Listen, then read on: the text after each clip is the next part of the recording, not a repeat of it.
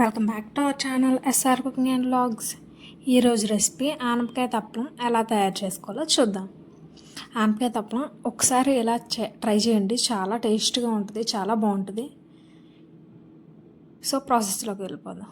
First అయితే మెంతులు, పోపులు, జీలకర్ర పక్కన పెట్టుకోండి. తర్వాత ఉల్లిపాయ, పచ్చిమిర్చి, కరివేపాకు తరిగి పక్కన పెట్టేసుకోండి. టమాటో ముక్కలు కూడా, అలాగే ఆనపకాయ ముక్కలు ఇవన్నీ తరిగి పక్కన పెట్టేసుకోవాలి. తర్వాత చింతపండుని వాటర్ పోసి కొంచెం సేపు నానబెట్టండి. సో ఇవన్నీ తరిగి పక్కన పెట్టేసుకుంటే మనం వంట చేసుకునేటప్పుడు కొంచెం వీలుగా ఉంటుంది. సో ప్రాసెస్లోకి వెళ్ళిపోదాం. 3 టేబుల్ స్పూన్ల ఆయిల్ పోసి కళాయిలో ఇవి ఆయిల్ వేడెక్కాక పోపు దినుసులు వేసుకొని ఉల్లిపాయలు, కరివేపాకు, పచ్చిమిర్చి ముక్కలు వేసుకొని బాగా వేయించేసుకోవాలి. ఇవి వేగుతూ ఉండగానే మనం చింతపండుని వాటర్ పోసేసి కొంతసేపు నానబెట్టేసుకోవాలి. తర్వాత ప్రాసెస్లోకి వెళ్ళిపోదాం. ఇవి బాగా వేయించేసుకోవాలి. బాగా అంటే ఈ గోల్డెన్ కలర్ వచ్చే వరకు వేయించుకొని అవసరం లేదు, నార్మల్గా వేయించేసుకుంటే సరిపోతుంది. అలాగే టమాటా ముక్కలు నేనైతే వన్ టమాటా మొత్తం ముక్కలు కోసేసి వేసేసాను అనమాట. ఒక టమాటో అయితే సరిపోతుంది. ఇలా ముక్కలు కొంచెం పెద్ద ముక్కలు కోసేసాను. ముక్కలు కోసేసుకొని వేయించేసుకోవాలి.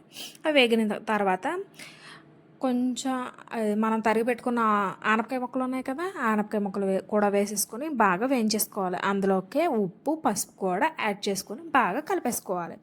నేను పైన క్యాప్షన్స్ ఇస్తున్నాను, నేను చదివేది మీకు అర్థం కాకపోతే అవి చదివేసుకోండి. ఓకే, ఇలా బాగా కలిపేసుకున్నాం కదా. ఇవి కొంతసేపు మగ్గనివ్వాలి. అంటే ఆనపకాయలో వాటర్ పైకి తేలేంత వరకు మగ్గనిచ్చేసి అవి కూడా మగ్గిపోవాలి. వాటర్ కూడా బాగా మగ్గిపోయే వరకు మూత పెట్టేసుకొని మగ్గించేసుకోవాలి. తర్వాత అందులోకి కారం కూడా యాడ్ చేసేసుకొని బాగా వేయించేసుకోవాలి. తర్వాత అందులోకి తగిన నీళ్ళు పోసుకొని బాగా కలుపుకొని బాగా ఉడకనివ్వాలి. చూసారా, పైన చూపిస్తున్న విధంగా బాగా కలిపేసుకోవాలి. వాటర్ మనం మగ్గించినప్పుడే సగం ఉడికిపోయింది కాబట్టి వాటర్ పోసిన తర్వాత మనకు కొంచెం ఉడికిపోయిద్ది అనమాట.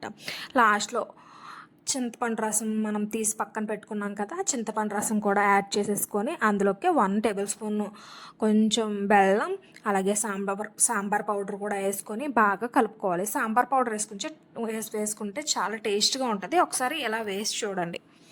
ఓకే, వేసుకున్నాం కదా. ఈ బాగా కలిసిపోయేటట్టు అన్నీ మంచిగా కలిపేసుకొని 10 నిమిషాల పాటు అలా వదిలేసుకోవాలి స్టవ్ మీద. సో 10 నిమిషాలు అయిన తర్వాత మంచిగా ఉడికిపోయిద్ది అనమాట.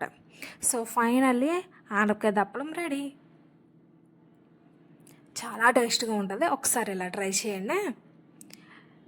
ఇంకెన్నో టేస్టీ వంటల కోసం మన ఛానల్ని ఫాలో చేయండి అండ్ సబ్స్క్రైబ్ కూడా చేసుకోండి. Okay, bye.